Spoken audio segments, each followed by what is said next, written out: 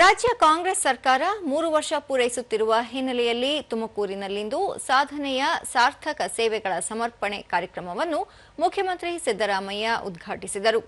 ಈ ವೇಳೆ ಫಲಾನುಭವಿಗಳಿಗೆ ಹಕ್ಕುಪತ್ರ ಸೇರಿದಂತೆ ವಿವಿಧ ಸವಲತ್ತುಗಳನ್ನು ವಿತರಿಸಿ ಹಲವು ಯೋಜನೆಗಳಿಗೆ ಶಿಲಾನ್ಯಾಸ ನೆರವೇರಿಸಿದರು. ಇದೇ ಸಂದರ್ಭದಲ್ಲಿ ನವಕರ್ನಾಟಕ ಕೈಪಿಡಿಯನ್ನು ಮುಖ್ಯಮಂತ್ರಿ ಸಿದ್ದರಾಮಯ್ಯ ಬಿಡುಗಡೆ ಮಾಡಿದರು. ಸಮಾವೇಶದಲ್ಲಿ ಉಪಮುಖ್ಯಮಂತ್ರಿ ಡಿಕೆ ಶಿವಕುಮಾರ್, ಸಚಿವರಾದ ಡಾ ಜಿ ಪರಮೇಶ್ವರ್, ಕೃಷ್ಣ ಬೈರೇಗೌಡ, ಎಚ್ಕೆ ಪಾಟೀಲ್, ಕೆಎಚ್ ಮುನಿಯಪ್ಪ, ಎಂಬಿ ಪಾಟೀಲ್, ಡಾ ಎಚ್ಸಿ ಮಹದೇವಪ್ಪ, ಈಶ್ವರ್ ಖಂಡ್ರೆ, ಸತೀಶ್ ಜಾರಕಿಹೊಳಿ, ಡಾ ಎಂಸಿ ಸುಧಾಕರ್, ರಹೀಂ ಖಾನ್, ಲಕ್ಷ್ಮೀ ಹೆಬ್ಬಾಳ್ಕರ್ ಸೇರಿದಂತೆ ಶಾಸಕರು, ಅಧಿಕಾರಿಗಳು ಉಪಸ್ಥಿತರಿದ್ದರು.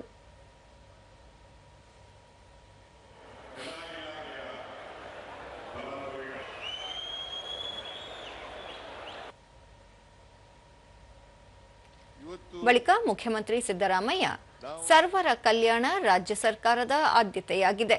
ಎಲ್ಲಾ ಸಮುದಾಯಗಳ ಬಡಜನರಿಗೆ ಆರ್ಥಿಕ ಶಕ್ತಿ ನೀಡುವ ಕೆಲಸ ಮಾಡಲಾಗುತ್ತಿದೆ.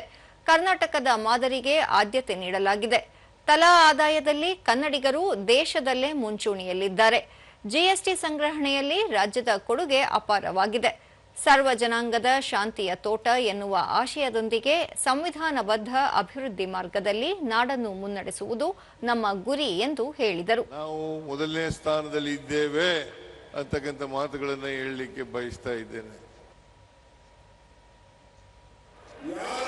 ಡಿಕೆ ಶಿವಕುಮಾರ್, ರಾಜ್ಯ ಸರ್ಕಾರ ಜನರ ಬದುಕಿನಲ್ಲಿ ಕಳೆದ 3 ವರ್ಷಗಳಲ್ಲಿ ಬದಲಾವಣೆ ತಂದಿದೆ. ಖಾತರಿ ಯೋಜನೆಗಳು ರಾಜ್ಯದ ಎಲ್ಲ ಸಮುದಾಯದ ಜನರಿಗೆ ಆರ್ಥಿಕ ಶಕ್ತಿ ನೀಡಿದೆ. ಜನಸಾಮಾನ್ಯರ ಜೀವನ ಕಾಪಾಡಲು ಅಗತ್ಯ ಕ್ರಮಗಳನ್ನು ಕೈಗೊಳ್ಳಲಾಗುತ್ತಿದೆ ಎಂದರು.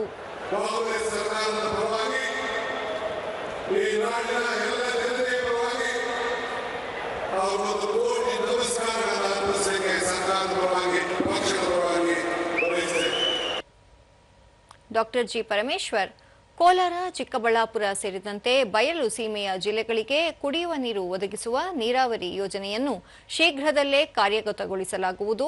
ರಾಜಧಾನಿ ಬೆಂಗಳೂರಿಗೆ ತುಮಕೂರು ಅತಿ ಸಮೀಪ ಇರುವ ಹಿನ್ನೆಲೆಯಲ್ಲಿ ಬೆಂಗಳೂರಿನ ಉಪನಗರವನ್ನಾಗಿ ಮಾಡುವ ಎಲ್ಲಾ ಪ್ರಯತ್ನಗಳು ನಡೆಯುತ್ತಿವೆ ಎಂದು ತಿಳಿಸಿದರು.